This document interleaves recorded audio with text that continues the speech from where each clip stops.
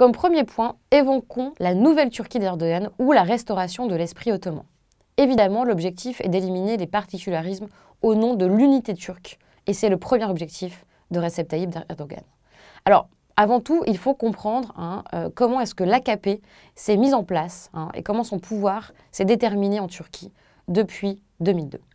Le parti d'Erdogan, donc l'AKP, ce qui signifie Adalet ve Kalkınma Partisi, le parti de la justice et du développement, est un parti islamiste issu de la mouvance des frères musulmans. Il a été créé en août 2001. Un an plus tard, ce parti, né en pleine crise financière, deviendra le premier parti turc et son chef, Recep Tayyip Erdogan, après avoir été Premier ministre, 13 ans plus tard, va devenir président de la République et va mettre en place une personnalisation progressive du pouvoir qui se voit de manière de plus en plus intense dans les médias et à l'intérieur comme à l'extérieur de la Turquie.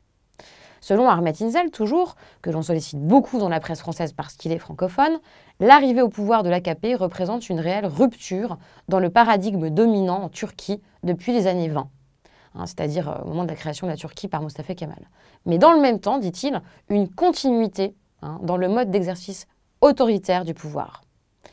L'événement marquant de la dérive autoritaire date de 2013. En mai, une fronde anti-gouvernementale autour du parc Gezi avait eu lieu donc à Istanbul parce que des arbres devaient être rasés au centre donc, de cette ville pour la construction d'un nouveau centre commercial. Cela s'est ajouté à la dérive mégalomaniaque du président Erdogan qui a fait construire un palais présidentiel de 1150 pièces en lisière d'Ankara, ce qui équivaut à 200 000 m², alors que la Maison-Blanche n'en fait que 5 000 aujourd'hui. Ajoutons à cela les nouvelles possibilités données à l'islam de se développer dans la sphère publique. Le port de la barbe, le port du voile se sont développés, mais également au niveau de l'éducation nationale, un programme d'instruction islamique s'est vu aussi mettre en place. Donc toute cette islamisation de la société est permise, est aussi donc instaurée par le pouvoir en place qui a posé aussi des problèmes aux opposants laïcs. Deuxième élément, il faut pour la nouvelle Turquie purifier sa société. Qu'est-ce que ça veut dire? Eh bien, le coup d'État perpétré par l'armée, donc faction des forces armées turques le 15 juillet 2016, a été accusé d'être allié à la confrérie Fethullah Gülen, qui est donc la manifestation la plus significative de l'opposition au pouvoir central.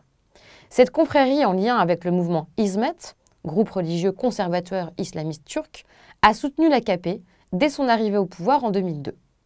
Recep Tayyip Erdogan a été très rapidement très proche du leader de la confrérie, Fethullah Gülen. Mais cela n'est plus du tout le cas aujourd'hui, puisque ce dernier a dû s'exiler aux États-Unis sous la menace, donc, du pouvoir.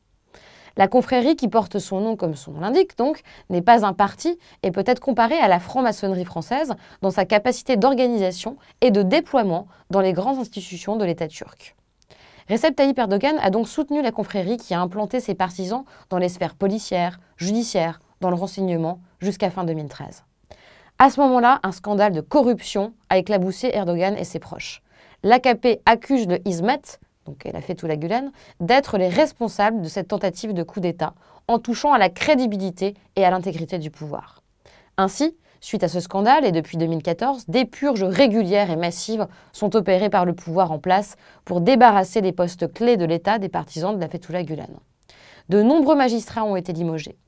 La responsabilité des événements du 15 juillet a donc été imputée à Fethullah Gülen, vous l'avez compris, et donc la chasse aux sorcières instaurée depuis le début 2014 a pris une autre importance.